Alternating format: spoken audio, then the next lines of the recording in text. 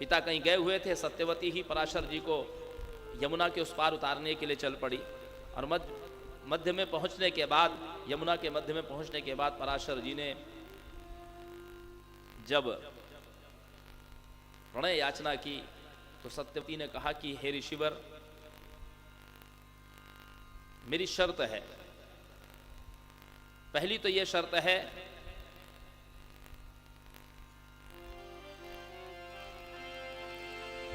कि पितरो समे न जानीयम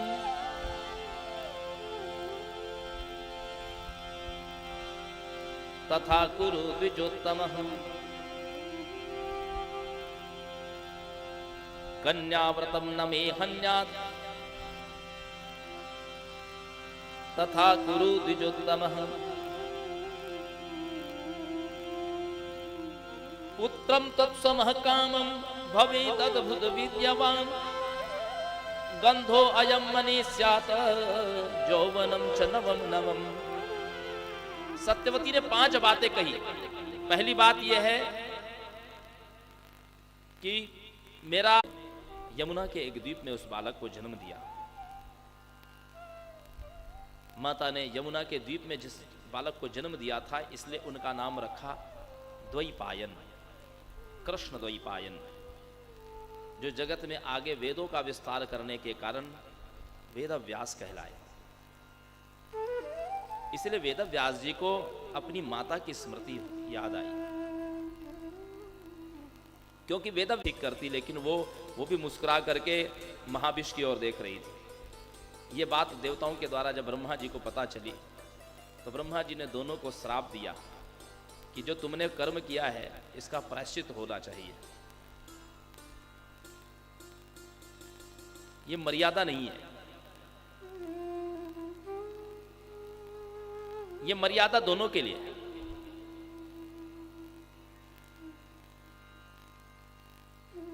कभी कभी लोग कहते हैं, हमारी बहन बेटियों को कहते हैं कि आप अच्छे वस्त्र पहनो, ऐसे कपड़े मत पहनो कि जिससे देखने वाले की दृष्टि बदले। तो महिलाएं कहती है कि नहीं, कपड़ा पहनने का हमारा अपना अधिकार है, हमारा अपना अधिकार है, आप अपनी सोच बदलिए। बात तो ठीक है, व्यक्ति को, पुरुषों को अपनी सोच बदलना चाहिए, लेकिन क्या पुरुषों की सोच बदलने के बाद महिलाओं की कोई जिम्मेदारी नहीं होती है? माताओं की भी जिम्मेदारी होती है कि उनको कैसे वस्त्र पहनने चाहिए कि देखने वाले की दृष्टि न बिगड़े। ये दोनों की ही नैतिक जिम्मेदारी है।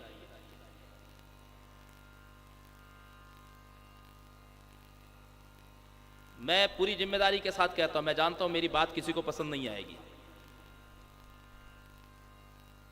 और शायद मेरे अलावा भारतवर्ष के किसी भी वक्ता ने या संत ने इस बात का समर्थन नहीं किया होगा।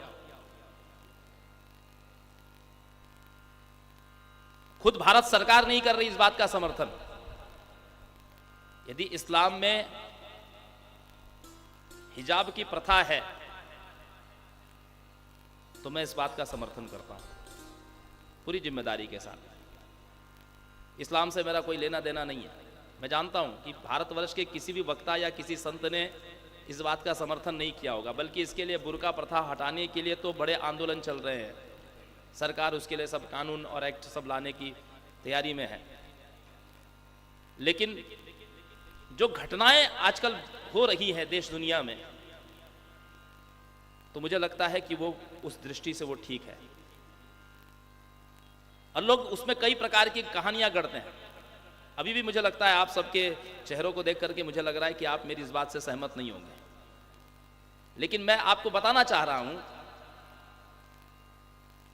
कि हमारे यहां 3 चीजें पर्दे की हैं: धन, भोजन और स्त्रियां।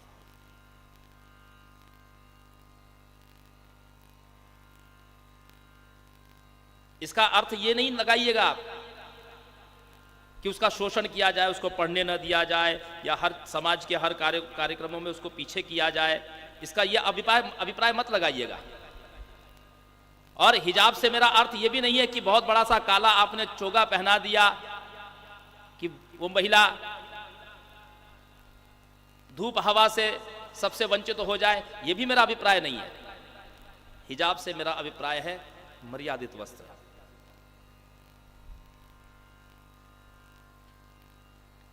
क्योंकि मैं पुरुष श्रेणी में से आता हूं तो मैं पुरुषों की मान्यता बताता हूं। जो माता सुव्यवस्थित वस्त्र पहनती है, जिसके सिर पर आंचल होता है, अपने आप पुरुष के मन में उस स्त्री को देख करके सम्मान जाग जाता है अपने आप में। और जो स्त्री अमर्यादित वस्त्र पहनती है, उसको देख करके आपके मन में कभी भी प्रणाम करने का भाव नहीं आएगा, कभी भी नहीं आएगा। मैं फिर कह रहा हूं, मेरी बात आपको बिल्कुल पसंद नहीं आएगी, लेकिन एक बार मेरी दृष्टि से भी चिंतन करिएगा।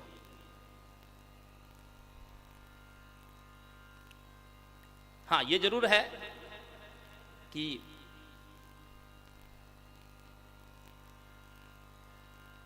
कितना उनको छूट दिया जाए और कितना उनको प्रतिबंधित किया जाए, ये दोनों के आपसी समझौते से होना चाहिए। किसी के भी अधिकारों का शोषण नहीं होना चाहिए, इस बात का तो मैं समर्थन करता हूं, किसी के भी अधिकारों का। लेकिन इसका अर्थ ये नहीं है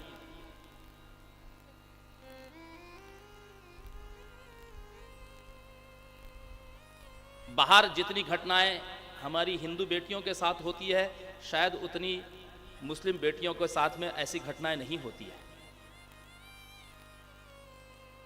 इस बात को भी आप विचार करिएगा, क्योंकि ये मेरा अधिकार का क्षेत्र नहीं है कि मैं किसी वस्त्र के ऊपर में बोलूं। अभी मैंने एक अधिवेशन में भाग लिया था, महाराष्ट्र के समस्त मंदिरों के एकीकृत करने के लिए एक अधिवेशन हुआ था, जिसमें से नागपुर में से मैं गया था। उस अधिवेशन में बहुत सारे बड़े बड़े मंदिरों के ट्रस्टियों ने इस विषय को भी रखा कि मंदिर में ड्रेस कोड होगा, कि मंदिर में कैसे वस्त्र पहन करके जाए, मंदिर में कैसे वस्त्र पहन करके जाए। और आप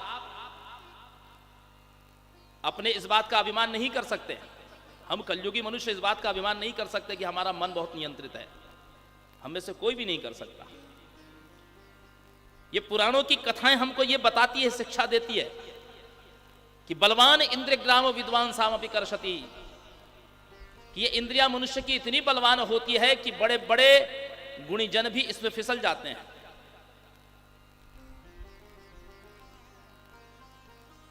अभी कहां की घटना है? हाँ, अयोध्या की तो घटना है। अयोध्या की घटना मैं आपको बता रहा हूं। अयोध्या जी में मैंने एक सज्जन को देखा, किसी का 500 का नोट गिरा था, उसने उठा करके जेब में डाल लिया अपने। अब वो घटना उस समय की मैं बता रहा हूं कि जहां सब गणमान्य व्यक्ति आमंत्रित थे। उस व्यक्ति के वो सज्जन से ये भी बात नहीं निकल सकी, मैं देख रहा हूं, वो ये पूछ सके कि भाई ये 500 का नोट गिरा है, ये किसका है। ये पूछना उसने अपनी जिम्मेदारी नहीं समझी। उसको लगा चलो 500 मिल गए, उसने उठा करके जेब में डाल लिया। एक माता जी मेरे पास में आई, वो कहती है कि मैं तीर्थ में गई थी तो मुझे वहाँ एक 50,000 की गड्डी मिली।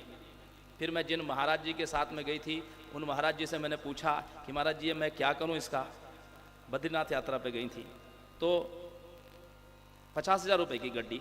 तो उसने कहा, गुरु जी ने कहा कि ये तो भगवान ने तुमको प्रसाद दिया है, इसको रख लो, अपने अलमारी में रखो, ये बरकत के हैं। मैंने कहा कि नहीं, आपने उचित नहीं किया।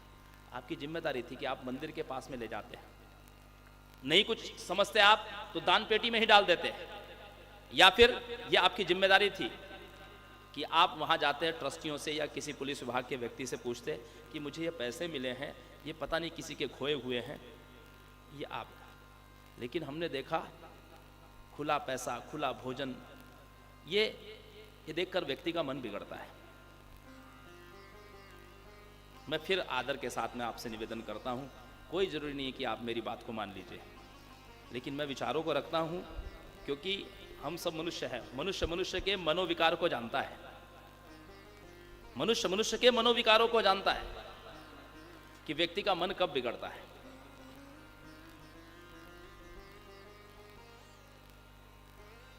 और ये कथाएं जो द्वापर युग की कथाएं हैं माताओं सज्जनों, द्वापर जैसे युग में राजा जो महाभीष अपने पुण्य प्रताप से स्वर्ग गए हैं, गंगा के बिखरे हुए वस्त्र को देख करके उनका मन बिगड़ रहा है, और गंगा महाभीष के उस विकृत भावना का समर्थन कर रही है। जब देवताओं के साथ ऐसी घटनाएं होती हैं तो हमारी आपकी विषाद क्या है।